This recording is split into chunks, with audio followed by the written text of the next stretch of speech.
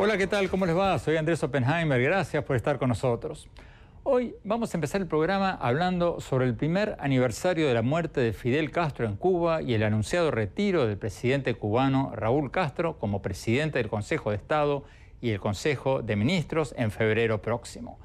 Raúl Castro tiene 86 años y ha dicho que se va. ¿Pero se va en serio o se queda? ¿O se va y se queda al mismo tiempo? ¿Qué va a pasar en Cuba después de casi 60 años de un gobierno de una sola familia y un solo partido político? Vamos a tener un invitado muy especial, un sacerdote cubano que vive en Cuba y que acaba de publicar en Estados Unidos un libro titulado Sueños y pesadillas de un cura en Cuba. Se trata del padre José Conrado Rodríguez Alegre, que está de visita en Miami y está con nosotros en nuestros estudios.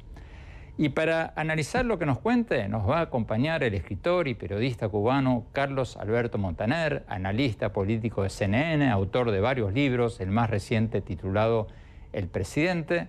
Y desde La Habana, Cuba, nos va a acompañar el doctor Carlos Alzugaray, ex embajador de Cuba en Bélgica y ex asesor de la misión de Cuba ante las Naciones Unidas. Y más tarde en el programa vamos a dar una entrevista con el director de cine de Hollywood, Guillermo del Toro, el director de películas como Hellboy, El Espinazo del Diablo, El Laberinto del Fauno y Pacific Rim. Acaba de ganar el premio León de Oro del Festival de Cine de Venecia por su nueva película llamada La Forma del Agua. Le vamos a preguntar sobre su nueva película y sobre cómo ve el futuro del cine en esta era de transformaciones tecnológicas que lo está cambiando todo. El medio está cambiando, la velocidad de consumo del medio está cambiando y eso va a acelerar el lenguaje. No sabría decirte cómo, pero la manera en que consumimos cine antes era un ritual casi espiritual, ¿no? Era la familia reunirse, ir a una sala, pagar una entrada, sentarte, regalarle 4 horas entre viaje, comida y ver la película, regalarle 4 horas de tu atención sin divisiones a una película. Ahora hay gente que está texteando en la sala, hay gente que lo consume en la tableta, en el ordenador, en fin, eso cambia el lenguaje. Pero antes de hablar de cine, hablemos de Cuba. Como les contábamos antes, tenemos con nosotros en nuestros estudios al sacerdote cubano José Conrado Rodríguez Alegre, cura párroco de la iglesia San Francisco de Paula en la ciudad de Trinidad. El padre José acaba de publicar este libro, se llama Sueños y pesadillas de un cura en Cuba, donde cuenta las dificultades que ha tenido con el régimen cubano y a menudo con la propia jerarquía de la Iglesia Católica en Cuba por sus homilías sobre lo que describe en el libro como, en un momento dado, padre, usted habla de lo que pasa en Cuba como un país en quiebra económica y moral que va o que está a la deriva. Gracias por estar con nosotros, padre. En 2 palabras, para quienes no saben muy bien o no conocen muy bien lo que está pasando en Cuba, ¿cómo está Cuba un año después de la muerte de Fidel Castro? Pues en una situación crítica desde el punto de vista económico, desde el punto de vista social, incluso desde el punto de vista moral y espiritual.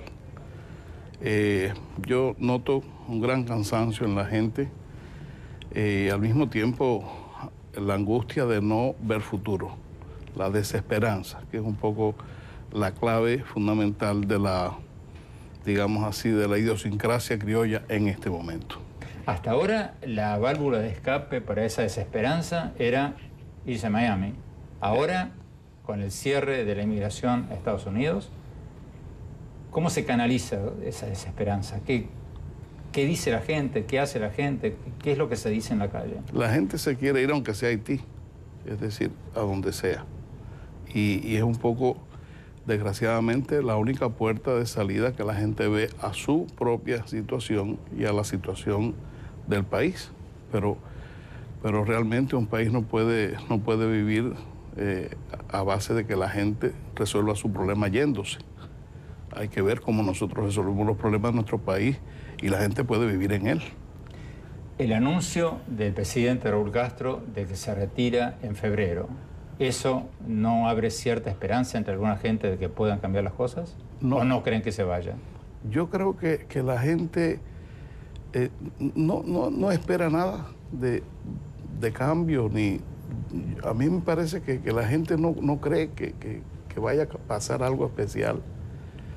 Están como convencidos de que no hay quien lo arregle aquello. Es un gobierno al que no hay quien lo tumbe, como dijo un señor hace ya muchos años, y recogió Soledad Cruz, una famosa periodista cubana. Esto no es quien lo arregle, pero no es quien lo tumbe. Entonces es una situación en la que la gente no puede hacer nada y no encuentra nada que hacer más que sobrevivir día a día. Usted cuenta en el libro, y lo leí y me pareció increíble, y ahora quiero preguntarle también cómo se animó a decir estas cosas y cómo se anima a decir estas cosas aquí en este programa. Pero usted cuenta que a ustedes, a los curas en Cuba, la policía política los castiga no apresándolos a ustedes, sino apresando a sus fieles. Y con eso los intimida a no abrir la boca. Sí, eso es desde tiempos de Pérez Cerante. Yo cuento cómo Meurice me contó a mí. El obispo de Santiago, el fallecido. Sí, mi arzobispo, que un día llorando, Pérez Cerante, que era el arzobispo de Santiago de Cuba, que le salvó la vida a Fidel, a Raúl, a los asaltantes del Moncada en el 53, le dijo llorando: muero como un perro mudo, porque cada vez que abro la boca cogen preso a un joven de la Acción Católica o al presidente de los Caballeros Católicos y ya no puedo hablar. Y yo tuve la misma experiencia cuando estaba en Palma Soriano, en todo el tiempo, pero en Palma Soriano me ocurrió exactamente así. Empezaron a atacar a los familiares de las personas que tenían un compromiso en la parroquia. Y llegó un momento que yo reuní al consejo parroquial y se los dije, le dije: mire, yo no voy a hablar más. Ustedes son los que están pagando los platos rotos. Yo no tengo fuerza moral para seguir hablando sabiendo que ustedes la van a pagar. Y todas aquellas personas me dijeron: usted tiene que seguir hablando. Usted es la voz de Dios en este pueblo. Y nosotros estamos dispuestos a aguantar lo que haya que aguantar. Pero usted no se calla. Fue un espaldarazo. Y fue al mismo tiempo un compromiso para mí mismo de decir: bueno, es lo que Dios quiere, porque mis fieles me están apoyando. Y yo seguí por ese camino. No era solo lo que hablaba, así en abstracto. Yo denunciaba sábado por sábado, con nombre y apellido, incluso los policías que estaban violando los derechos humanos, todo lo que le estaban haciendo a la pobre gente, que nadie se atrevía a decir nada. La gente acudía a mí, yo les decía: pero eso es cosa de abogados, busquen un abogado que los defienda, no es mi función. Y me decían: padre, si el único que nos defiende es usted, el único que levanta la voz por nosotros es usted. Y yo averiguaba todo lo que me decían, pero al final me daba cuenta que era verdad lo que la gente me estaba diciendo.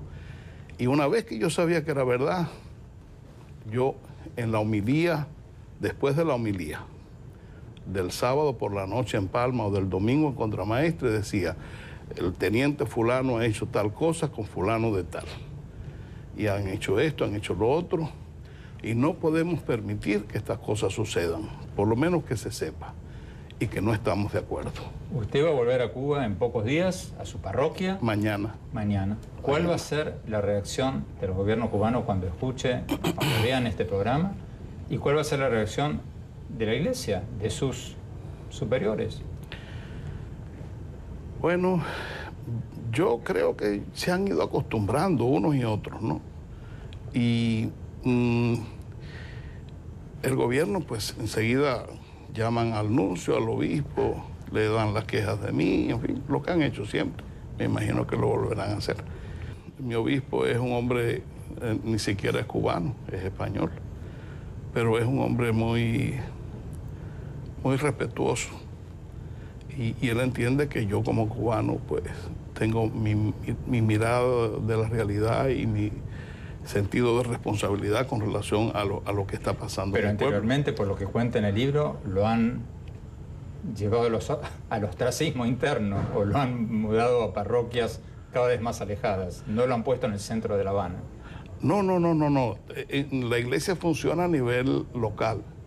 Es decir, la iglesia funciona, por ejemplo, el que es de Santiago está en Santiago. Puede estar en el Cristo, puede estar en la Sierra Maestra. Pero usted lo mandan alejadito.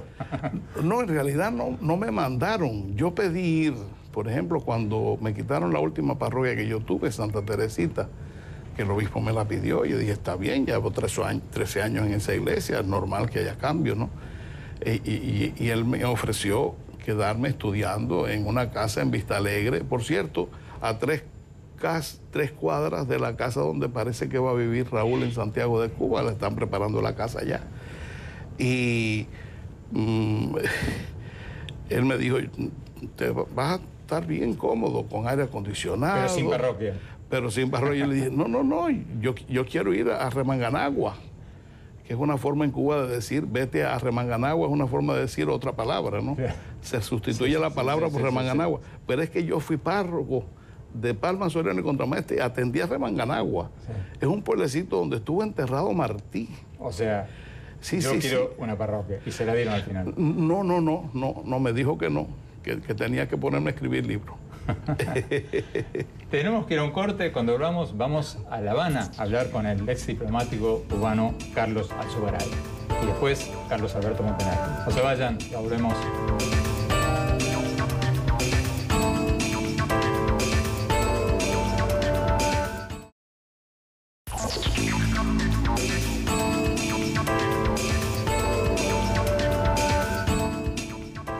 Muchas gracias por seguir con nosotros. Estamos hablando sobre el futuro de Cuba a un año de la muerte del expresidente Fidel Castro y a pocos meses del anunciado retiro del presidente Raúl Castro. Tiene 86 años y ha anunciado que se va en febrero próximo. Vamos a La Habana, doctor Carlos Alzugaray. Antes de preguntarle sobre si vienen o no se vienen cambios en Cuba, ¿cuál es su reacción a lo que nos acaba de decir el padre José Conrado Rodríguez Alegre, que vive en Cuba, como usted, de que los cubanos están tan desesperados, tan desesperanzados, que se quieren ir hasta Haití? ¿Cuál es su reacción?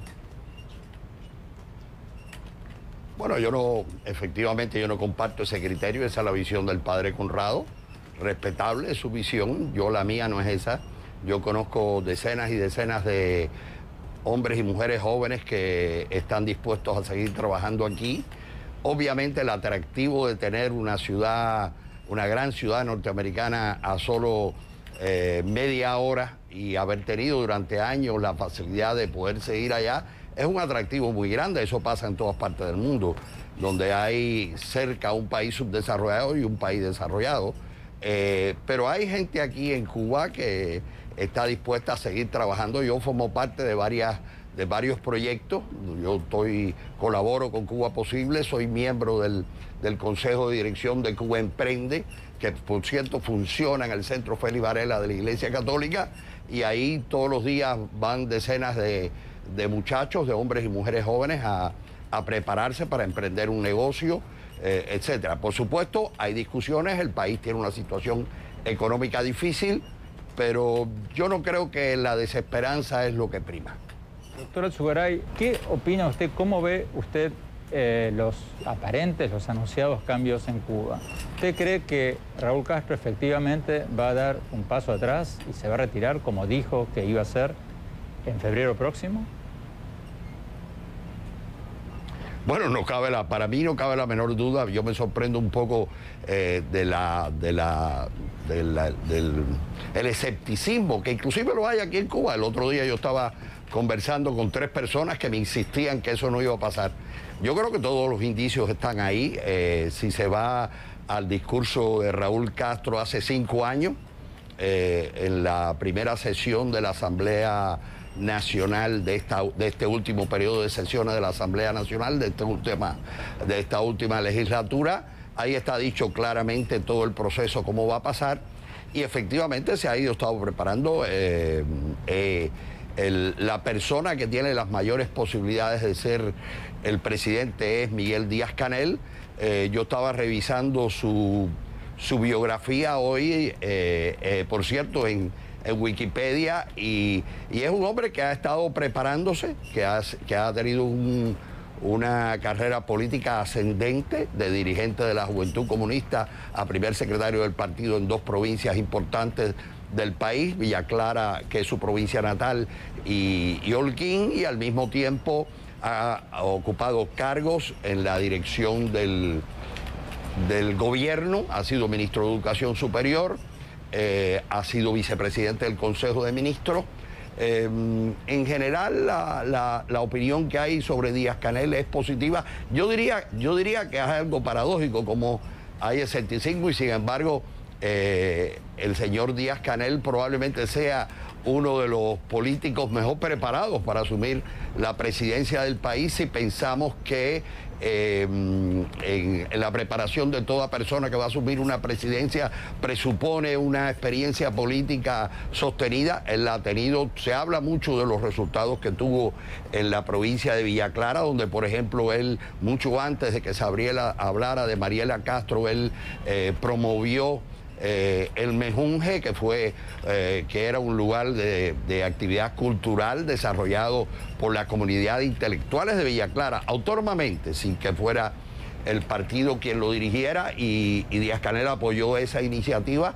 Es decir, es un hombre que tiene determinadas características que yo pienso que lo hacen como el hombre más capacitado de los que hay hoy alrededor en el gobierno y en el partido. No me queda ninguna duda de que Raúl va a retirarse. Usted dice que tiene 86 años, efectivamente 86 años, 6 años más que los que tenía Fidel Castro cuando hizo la proclama dándole el gobierno a Raúl Castro. Así que yo creo que eso es un pronóstico que se puede hacer con bastante certeza. Tenemos que ir a un corte. Cuando volvamos seguimos hablando de Cuba. No se vayan, ya volvemos. Y después, Guillermo del Toro, el director de Hollywood que acaba de estrenar su nueva película, La forma del agua. No se vayan, ya volvemos.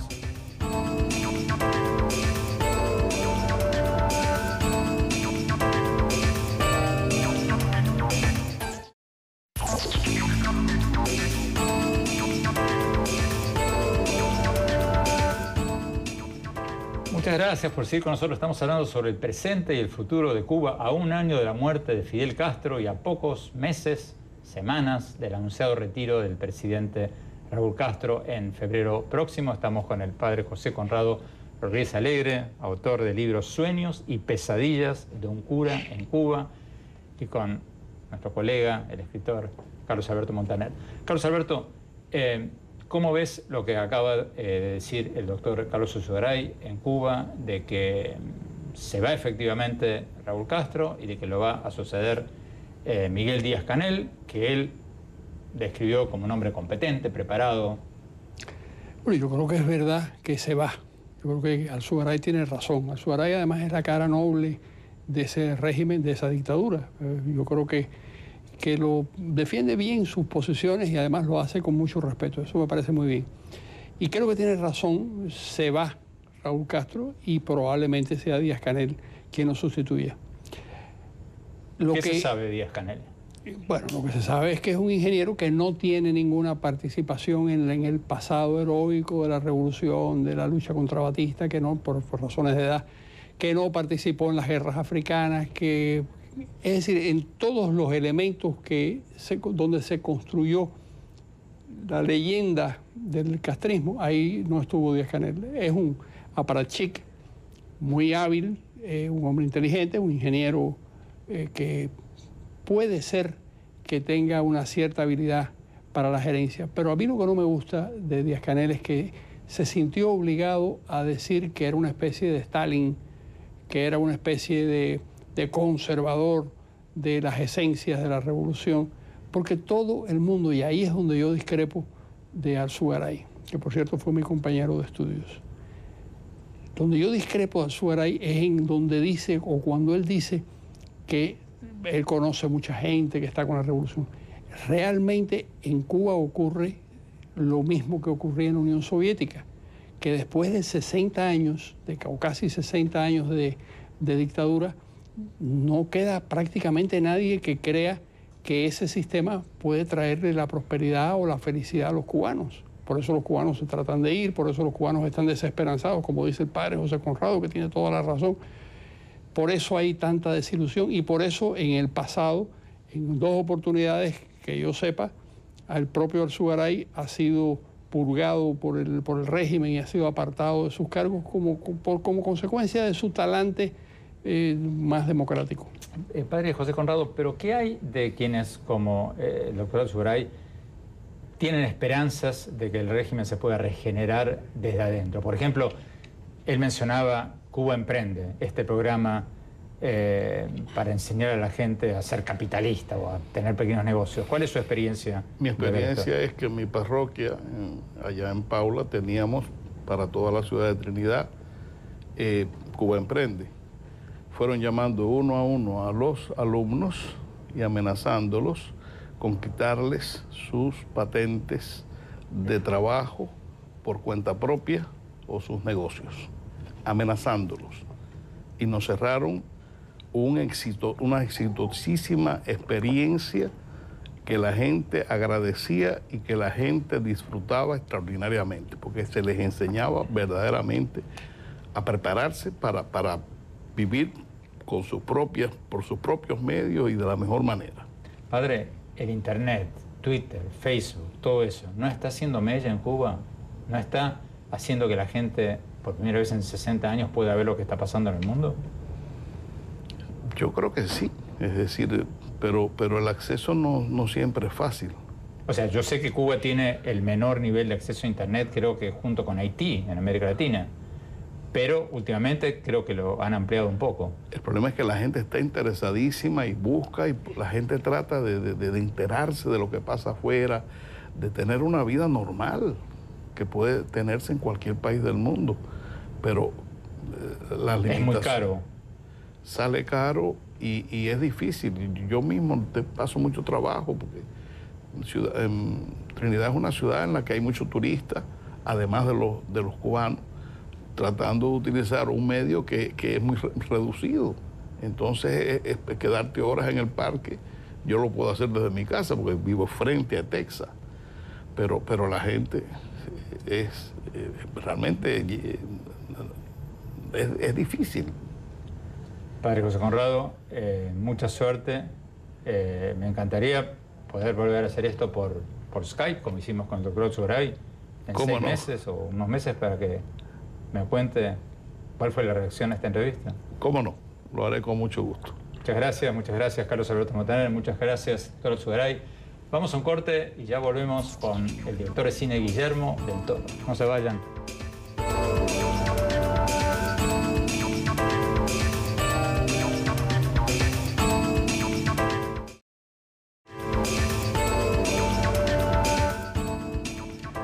Gracias por seguir con nosotros. Guillermo del Toro, el director de cine de Hollywood, que es conocido mundialmente por películas como El laberinto del fauno y Pacific Rim, acaba de ganar el premio León de Oro del Festival de Cine de Venecia por su nueva película llamada La forma del agua. Hablamos con él hace pocas horas y le preguntamos sobre su nueva película y sobre cómo ve el futuro del cine ante el auge de las series de televisión y las nuevas tecnologías que están reemplazando cada vez más actores por efectos digitales. Veamos la entrevista.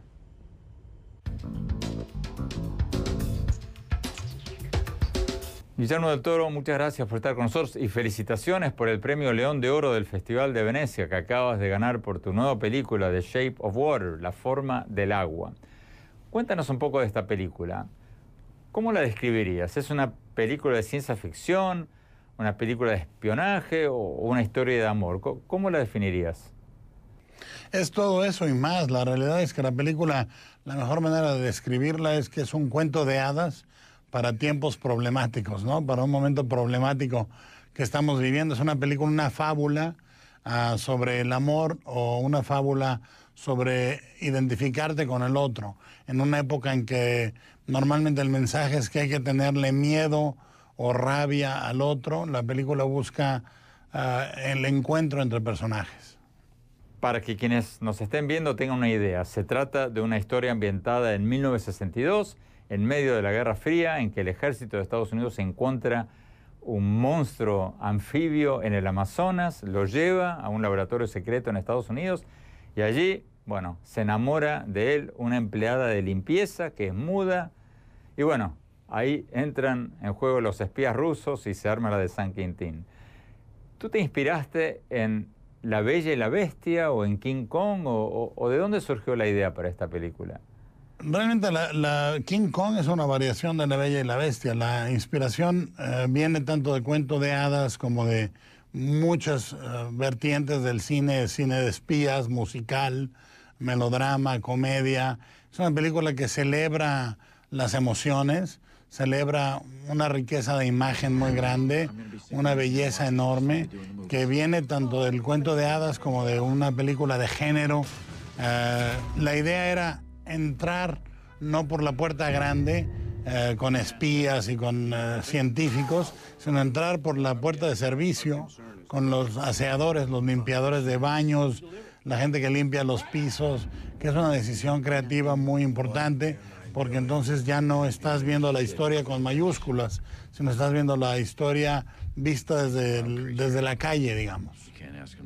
Pero si la inspiración es La Bella y la Bestia, en esta película la bella no es tan bella ni la bestia es tan bestia.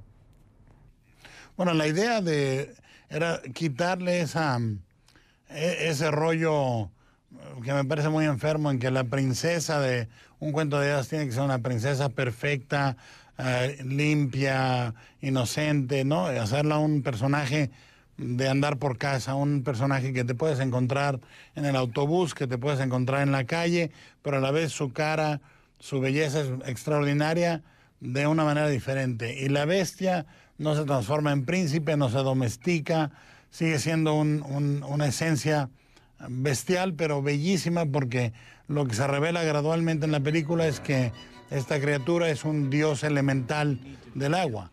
Es decir, no es una criatura solo de carne y hueso, sino que tiene propiedades divinas. Guillermo del Toro, tú eres conocido en Hollywood como un maestro de los efectos visuales. Tu película Pacific Rim ya recaudó más de $400 millones y ahora en el 2018 estás lanzando una secuela de Pacific Rim. ¿Cómo ves el futuro del cine? ¿Va a haber cada vez más efectos especiales y cada vez menos actores? No, no creo. Creo que esa es una generalización que quizá exista solamente en el género de acción, en las películas grandes de superhéroes de gran escala, ¿no? Pero en las películas más íntimas, las películas más de personaje, el cine sigue siendo el cine. Pero estaba leyendo, Guillermo, que en la película Gandhi de 1982, ahí se usaron más de 300.000 extras. ¿Cuántos extras de carne y hueso usaste tú para Pacific Rim y cuántas de la gente que veíamos allí eran efectos visuales? Bueno, aquí sí hay una variación importante, porque en Barry Lyndon o en Gandhi o en Espartaco, Ben-Hur, todo eso se usaban decenas de miles de extras, ¿no? En el caso, hay una película que se llama El hombre que sería rey, de John Huston, en que recuerdo una línea de extras de soldados que iba hasta el horizonte. Ahora, digamos, de una cierta fila para atrás, son digitales. La diferencia es mínima, imperceptible realmente.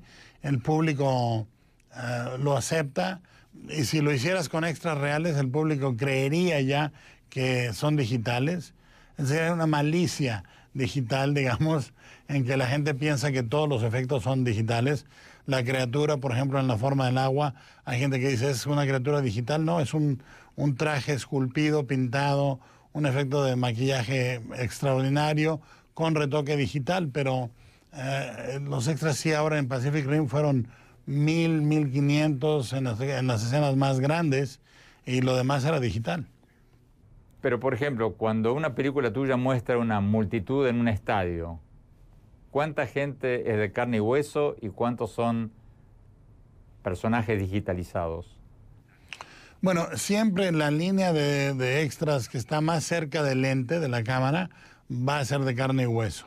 Pero si están a una distancia de un par de cientos de metros, pueden ser digitales. Se puede programar, se pueden filmar incluso en pequeños grupos y reproducir esos grupos, ¿no? Se les da una actividad, se les anima o se les filma y se clonan y se ponen en ciertos grupos. Se tiene que hacer cuidadosamente para que no cante el asunto y se vea repetitivo, pero sí se puede. O sea que en las primeras 3 filas son humanos y después, de ahí en más, son digitalizados. Digamos, como un promedio, las primeras filas, no sé si son 3 o 5, depende de qué tan cerca estés con la cámara, pero sí, las primeras filas serían reales y lo demás digital.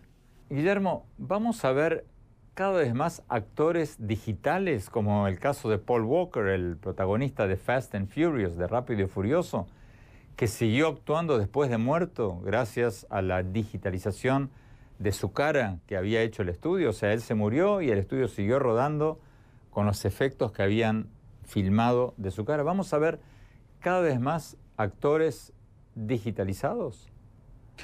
Inevitablemente se usará más como recurso, pero no creo que se generalice demasiado. Hay los códigos que nos dicen que un rostro es humano, son una infinidad de vectores. Tú eres un experto en identificar un rostro humano, sea quien sea que lo haga. Hay vectores de gestos, microgestos musculares, profundidad digamos, de transparencias en el ojo humano. Hay un montón de códigos que son imposibles de reproducir de manera adecuada digitalmente por el momento. No creo que sea para siempre, pero por el momento sí que lo es. Todas las industrias, Guillermo, están pasando por una transformación tecnológica. ¿Cuál va a ser el principal cambio en la industria del cine? ¿Cuál va a ser el principal impacto, el principal cambio tecnológico que vamos a ver en tu industria, en el cine? Creo que lo principal es justamente que el medio está cambiando, la velocidad de consumo del medio está cambiando y eso va a acelerar el lenguaje. No sabría decirte cómo, pero la manera en que consumimos cine antes era un ritual casi espiritual, ¿no? Era la familia reunirse, ir a una sala, pagar una entrada, sentarte, regalarle 4 horas entre viaje, comida y ver la película, regalarle 4 horas de tu atención sin divisiones a una película. Ahora hay gente que está texteando en la sala, hay gente que lo consume en la tableta, en el ordenador, en fin, eso cambia el lenguaje. Se inclina más a un cierto tipo de lenguaje a nivel de imagen. Pero creo que por lo demás es dificilísimo de pronosticar. Pero me temo que no te entendí bien. Dame un ejemplo concreto de este cambio en el lenguaje cinematográfico. Por ejemplo, cada vez las películas generan más emplazamientos similares en cierta forma a televisión, ¿sí? Y la televisión genera emplazamientos más similares a cine. Están llegando a un punto medio. Creo que las grandes películas siguen generando imágenes enormes, hermosas, inolvidables, pero la imagen no debe ser olvidable y sí, en la manera en que la consumimos la vuelve olvidable en cierta forma. Ese es un futuro peligroso y difícil. Pero dame un ejemplo de una de estas imágenes de las que estás hablando. Mira, si yo te digo cantando bajo la lluvia, te imaginas una imagen. Gene Kelly agarrado del poste de luz, con un paraguas en la mano. Si yo te digo tiempos modernos de Chaplin, te imaginas a Chaplin pasando por una maquinaria, siendo devorado por la maquinaria. Si yo te digo El Resplandor de Kubrick, te puedes acordar de los elevadores que avientan sangre. Te acuerdas perfectamente de esa imagen. Si yo te digo que me cites 3 imágenes de una serie de televisión, la que sea tu favorita, imágenes exactas, no tienen ese peso, ¿sí? No son construidas. El motivo es que el consumo de va más orientado hacia la historia y los personajes que hacia las imágenes. Y eso tiene que ver con la velocidad a la que se consume esa narrativa. Finalmente, Guillermo, ¿cómo explicas el éxito de los directores mexicanos en Hollywood? Está Alfonso Cuarón, Alejandro González Iñárritu, tú. O sea, hay más directores mexicanos triunfando en Hollywood que de ningún otro país latinoamericano. ¿Cómo lo explicas? Bueno, para empezar, en el caso de Alfonso y el mío, llevamos ahí desde hace casi 20 años, ¿sí? Es decir, 2 décadas para lograr un éxito repentino, entre comillas, ¿sí? Alejandro llegó un poco más tarde, pero creo que cada vez se ha ido abriendo más el camino para cualquier director latinoamericano de habla hispana, en el que antes, cuando llegamos nosotros en el 90 y tantos, era muy difícil concebir a un director mexicano a cargo de una franquicia de una película de $200 millones o algo así. Ahora es perfectamente permisible y posible, y se puede buscar como un modelo para seguir o no seguir. Creo que esas 2 décadas cuentan. Ha habido directores argentinos, sudamericanos, de Brasil, de España, en Europa, que han logrado un buen camino, y es un momento interesante para directores de habla hispana. Tenemos que ir a un corte. Cuando volvamos, mis conclusiones sobre el programa de hoy. No se vayan, ya volvemos.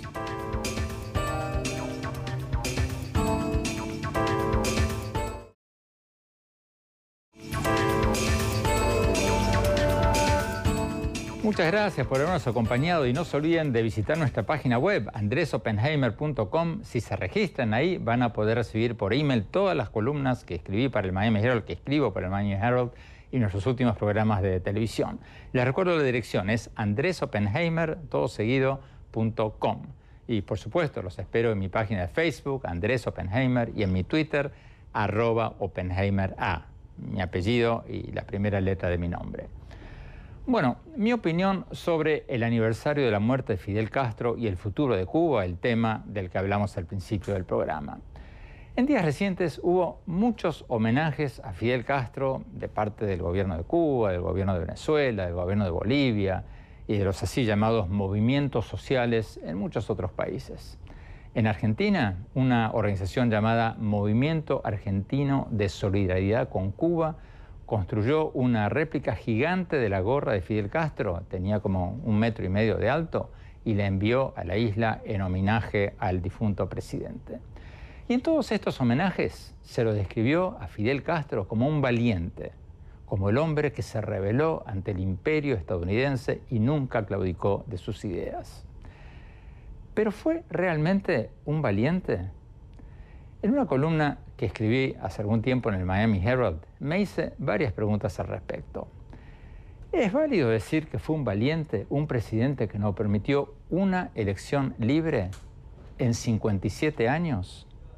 ¿Fue realmente valiente un presidente que durante medio siglo no permitió ningún otro partido político que no fuera el suyo? ¿Fue realmente un valiente un presidente que no permitió ningún periódico independiente, ninguna estación de radio, ningún canal de televisión que no fueran de su gobierno? La respuesta del gobierno cubano hasta el día de hoy es que no pueden permitir libertades fundamentales porque son víctimas del acoso de Estados Unidos. ¿Pero es realmente así o eso es un relato, una narrativa, un pretexto para seguir aferrados al poder? Porque independientemente de si estamos a favor o en contra de la apertura del expresidente Obama a la isla, lo cierto es que Obama tomó medidas unilaterales para aumentar el comercio y el turismo a Cuba, para reducir el embargo, para acotarlo, y el gobierno cubano no dio un solo paso para permitir más libertades en la isla. Es más, según la Comisión de Derechos Humanos y Reconciliación Nacional de Cuba, un grupo no gubernamental, los arrestos por motivos políticos en Cuba aumentaron después de la normalización de las relaciones. Según la Comisión, un año después, al cumplirse el primer aniversario desde que Cuba y Estados Unidos restablecieron relaciones diplomáticas plenas, las detenciones por motivos políticos habían aumentado de un promedio de 718 por mes a 1.105 por mes. Entonces, ¿quiénes son los valientes y quiénes son los cobardes? Yo creo que es válido preguntarse si los verdaderos valientes no son los presidentes que permiten elecciones libres, los que permiten partidos políticos independientes, los que permiten observadores internacionales, los que no tienen miedo de medirse con otros en el terreno político y aceptar las consecuencias. Para mí, esos son mucho más valientes. Bueno, gracias por habernos acompañado. Hasta la semana próxima.